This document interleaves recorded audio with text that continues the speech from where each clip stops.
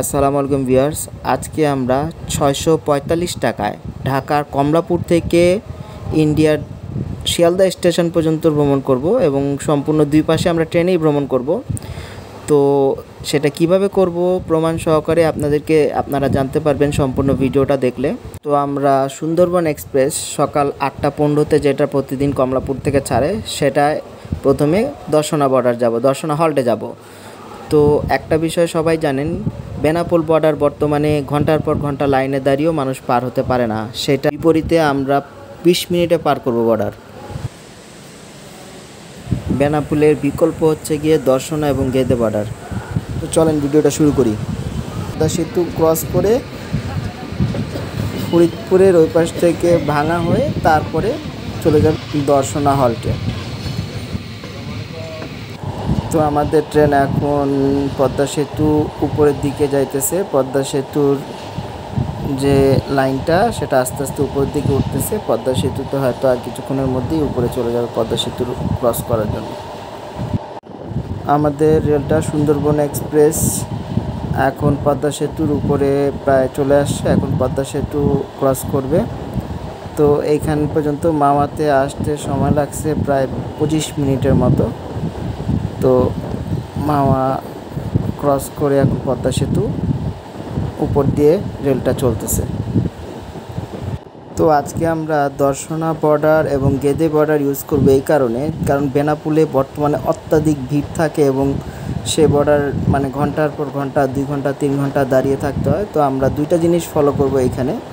একে তো সেখানে দর্শনা বর্ডারে এবং গেদে বর্ডারে চাপ কীরকম আছে এবং কস্টিং কতটা কম করা যায়। তো আপনি আমার ভিডিওর প্রথমেই দেখেছেন যে আমার টিকিট প্রাইস ছিল সুন্দরবন 500 টাকা। তো আমরা কত টাকা খরচ করব ইন্ডিয়া পর্যন্ত, শিয়ালদা পর্যন্ত, তা ভিডিওর শেষে থাকবে। সম্পূর্ণ ভিডিওটাই আমরা চেষ্টা করব যত কমে হোক আমরা ঢাকার কমলাপুর থেকে আমাদের শিয়ালদার যে উদ্দেশ্যে রওনা সেটা আজকে আমরা কমপ্লিট করব।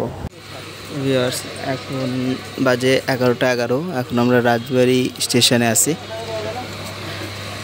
রাজবাড়ী স্টেশনে ওয়েট করতেছি। ট্রেন কিছুক্ষণের জন্য হল্ট দিছে, হয়তো কিছুক্ষণ পরে থাকবে। রাজবাড়ী স্টেশনে ক্রসিং আছে, তাই রেলটা দাঁড়ায় আছে এখন। এ ভাই কুলফিওয়ালা, এখানে কতক্ষণ থামায়? 10 মিনিট হয়েছে। আরেকটা ট্রেন আইতেছে নাকি? যেহেতু রাজবাড়ী স্টেশন ক্রসিং আছে, সেই ক্ষেত্রে আপনারা কুলফি, বাদাম এবং বিভিন্ন মিষ্টি আইটেম এইখানে ট্রাই করতে পারেন। এখানকার বাদামটা খুব মজা লাগছে আমাদের, বাদামটা খুব ভালো ছিল।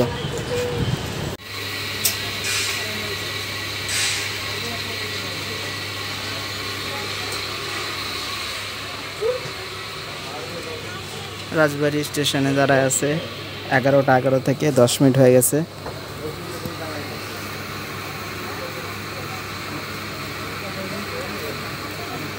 ট্রেনটা ক্রস করবে, এখনও আসে নাই।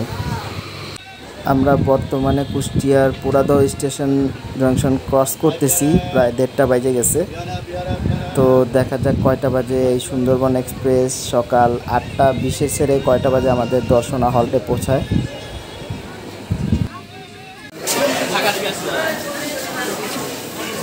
8:15-তে চড়ে 2:10-এ দর্শনা বর্ডার পৌঁছালাম, দর্শনা হল্টে। তো ট্রেন থেকে মাত্র নামছি, এখন দর্শনা স্থলবন্দর যাব। অনেকে এইখানে আসছে।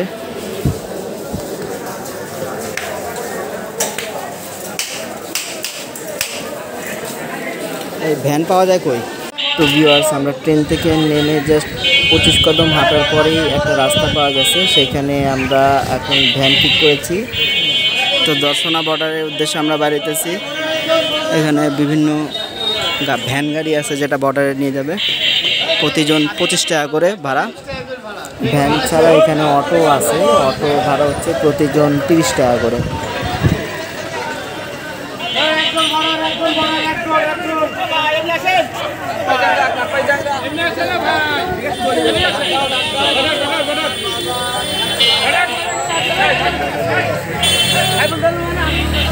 প্রতি ভ্যানে 3 জন থেকে 5 জন নিয়ে থাকে ওনারা।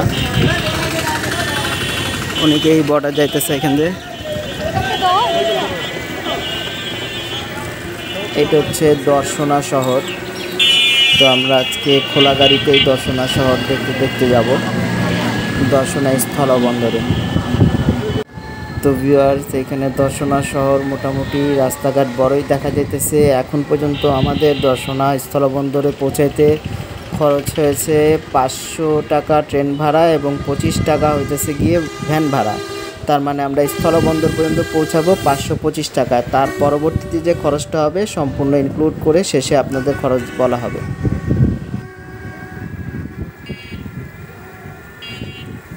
দর্শনা হল থেকে স্থলবন্দর পৌঁছাতে সময় লাগে 17 মিনিটের মতো। তো ভিউয়ার্স, আমরা দর্শনা স্থলবন্দর বাংলাদেশ অংশ পার করে আসছি। জাস্ট 5 মিনিট লাগছে সময়। ভিডিও করা রেস্ট্রিক্টেড, তাই করতে পারি নাই।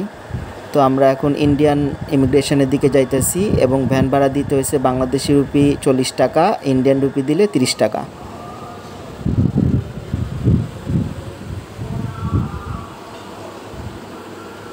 তো এইখানে দেখা গেছে যে বেনাপুলের মতো শত শত মানুষ লাইনে ধরার কোনো ইয়েই দেখি নাই, একদম ফাঁকা বর্ডার।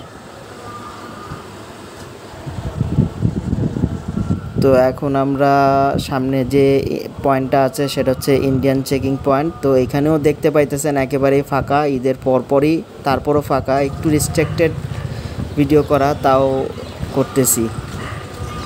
ভিউয়ার্স, আমরা ইন্ডিয়ান যে পোর্টে চেকিং ছিল সেটা কমপ্লিট করে নিয়েছি কোনো রকম হ্যাসেল ছাড়া, প্রায় 10 মিনিটের মধ্যে। এইখান থেকে একটা ভ্যান করে আমরা 50 টাকা ইমিগ্রেশনের দিকে যাইতেছি।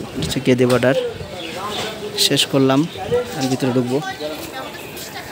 জাস্ট আপনারা এই যে গেদে বর্ডার ক্রস করে এখানে গেদে যে স্টেশনটা আছে, স্টেশনের পাশেই, অনেকে জানেন আগে এখান থেকে বাংলাদেশের ইমিগ্রেশন এবং এইখান থেকে ইন্ডিয়ান ইমিগ্রেশনটা হতো। তো ওইখানে এখনও সে পয়েন্টগুলো আছে, সেইখান থেকে একটা সিল মারা নিতে হবে ইমিগ্রেশনের। আমরা সিলটা করাই নিছি। এখন আমরা গেদে স্টেশনের দিকে উপরের দিকে উঠতেছি শিয়ালদার উদ্দেশ্যে। এখন এই ট্রেনে করে আমি চলে যাব শিয়ালদা। তো সকাল 8টা 15 ট্রেনে উঠি ঢাকার কমলাপুর থেকে। এখন বাজতেছে 3:30। এখন আমি গেদে স্টেশনে আছি। এখন এই স্টেশনে যে রেলটা আছে এটা শিয়ালদায় যাবে, এই ট্রেনটা। তো আমার ট্রেনের টিকিট নিল 25-30 রুপি শিয়ালদা পর্যন্ত। এখান থেকে ইমিগ্রেশন হয়।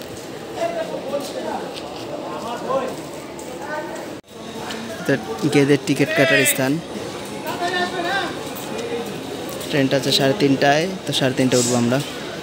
ওইখানে ইমিগ্রেশন শেষ করলাম আমরা। সিল ওইখানেই দেয়, ইন্ডিয়ান সিলটা। তো আমি ট্রেনে উঠে গেছি। তো আমার এই পর্যন্ত খরচ হয়েছে 645 টাকা। এই পর্যন্ত আমার 645 টাকা খরচ হয়েছে। এখন আমি শিয়ালদায় যেয়ে আপনাদের সাথে টোটালটা জানাবো। তো ভিউয়ার্স, এখন বাজতেছে 5:30। আমি শিয়ালদা চলে আসছি। তো আমার টোটাল খরচ হচ্ছে 645 টাকা এবং বেনাপুলের ভেজাল ছাড়াই চলে আসছি।